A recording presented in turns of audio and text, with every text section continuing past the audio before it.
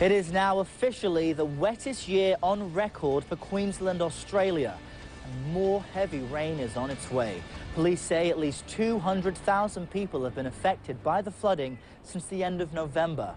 Crops are just destroyed, and farmers can't even transport the harvest that hasn't been affected because of washed out roads, bridges and rail lines. Well, our Phil Black takes a look for you now at the devastation caused by what now seems endless flooding in the city of Rockhampton.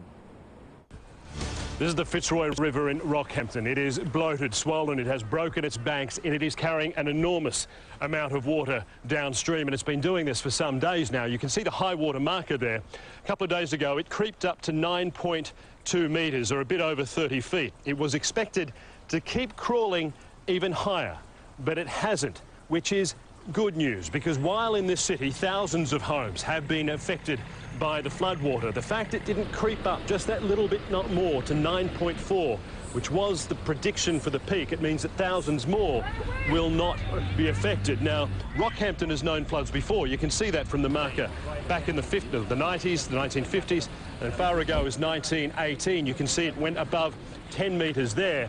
But it's important to remember that this is just one flood-hit zone in an enormous region across the whole state of Queensland. The word that's used by politicians a lot at the moment is unprecedented. They have not known such a wide area to be hit by floods at once. 3 major river systems in this state, all experiencing floods. It means that some 23 communities, cities and towns have either been cut off or inundated by floodwater. It means that hundreds of thousands of people have been affected.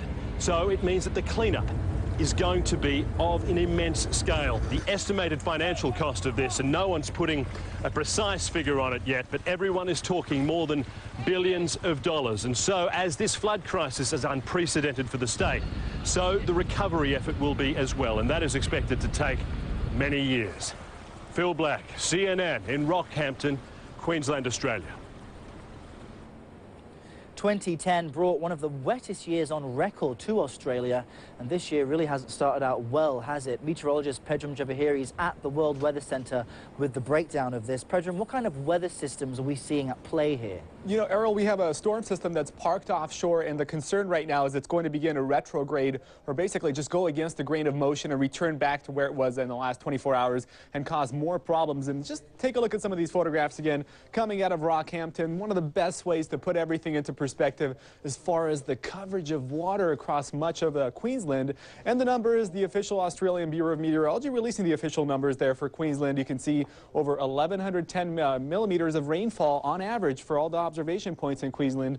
That makes it the wettest observation year in their recorded history. Victoria comes in 3rd place for their standards there. And across the southwest in Western Australia, believe it or not, they're on the opposite end of the spectrum out there. They're seeing one of the driest years on record across that part of the country. But again, you can see how some of the water has really taken over much of the freeways, the roadways out there, the communities, the agricultural industry. Much of it now has been inundated based on what's been happening here. And the water, the rainfall totals just the past 24 hours, right along the coast, where we've had some of the problems a little further inland perhaps. Right along the coast now, we're getting some of those heavier rainfall reports, up to 110 millimetres out of one observation point, coming in as much as 100 millimetres at Point Lookout.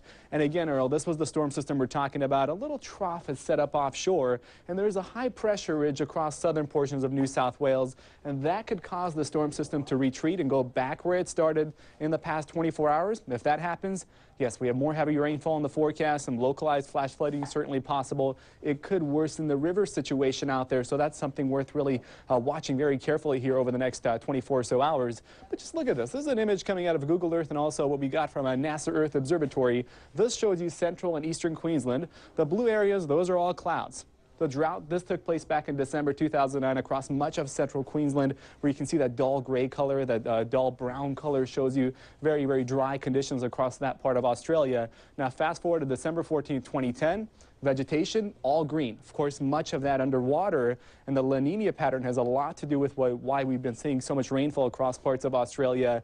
And just to show you some of the rivers that, of course, have seen some of the problems out there, the water level literally ballooning, bursting their banks along the portions of the Mackenzie, the Fitzroy, and also down towards the Dawson River.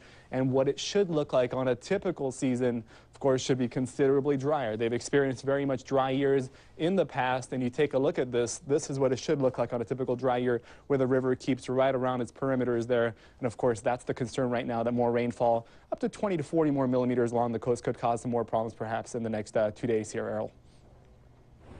Yeah, there's some stunning images. 200,000 people impacted by that. Pedram Javahiri, thanks for the update.